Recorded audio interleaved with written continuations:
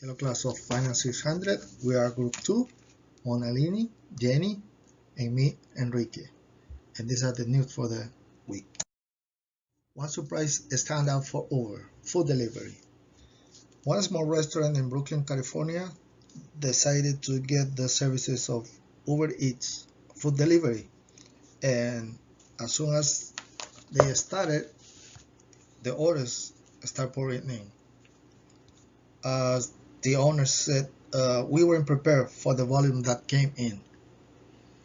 Uber Eats is available in more than 120 markets globally.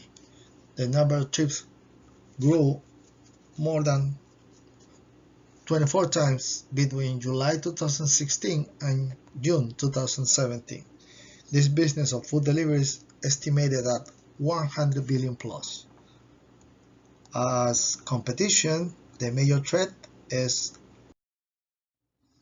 but Uber has a network of more than 2 million drivers. How does it work?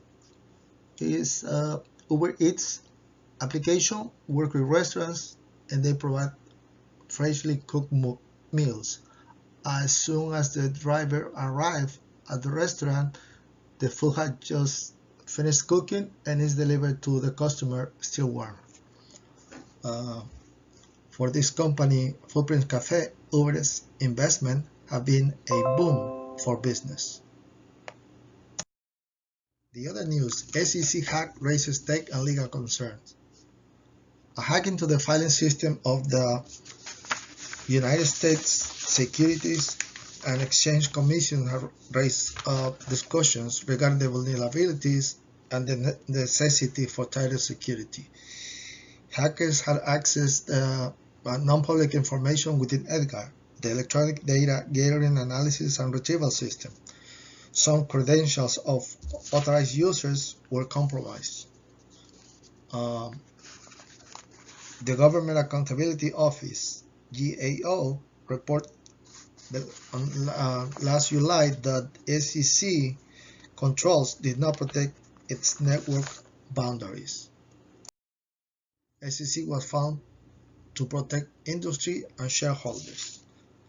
According to the experts, data breaches are inevitable and cybersecurity vulnerabilities are present for any organization. To make matters worse, in 2014, Congress cut half of the $50 million budget assigned to SEC for technology, meaning that SEC competes for scarce security talent on a federal government budget. Some similarities to Equifax breach, both exploited a web application vulnerability, both accessed non-public information, and both hacks took months or longer to discover. Next top headlines of the week was Toys R Us filing for bankruptcy. On Monday, September 18, 2017, one of the largest toy store chains filed for Chapter 11 bankruptcy in the federal court of Richmond, Virginia, and acknowledged that they needed to revamp its long-term debt totaling to more than $5 billion. The company consistently struggled to keep up with its competition such as Amazon and Walmart.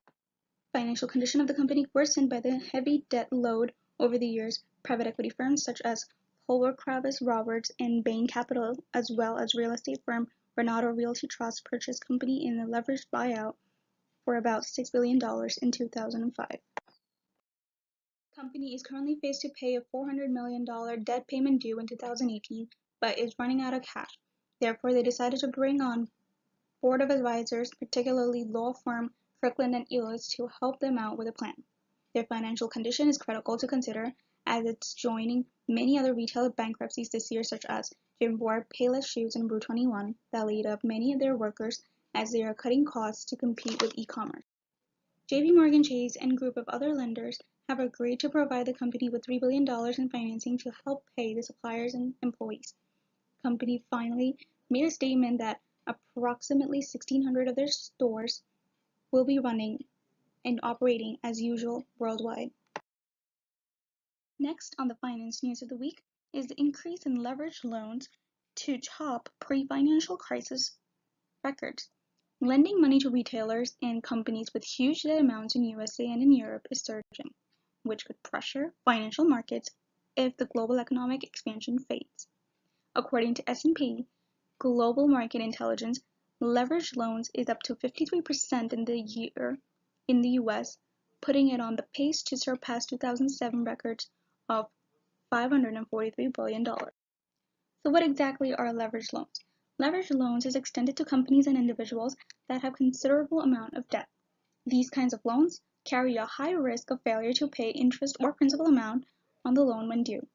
One of the recent examples is the company Toys R Us, as it reminded us the risk of piling on debt when the company filed for bankruptcy protection. At present, the default levels are on the lower side due to the slow but steady global growth.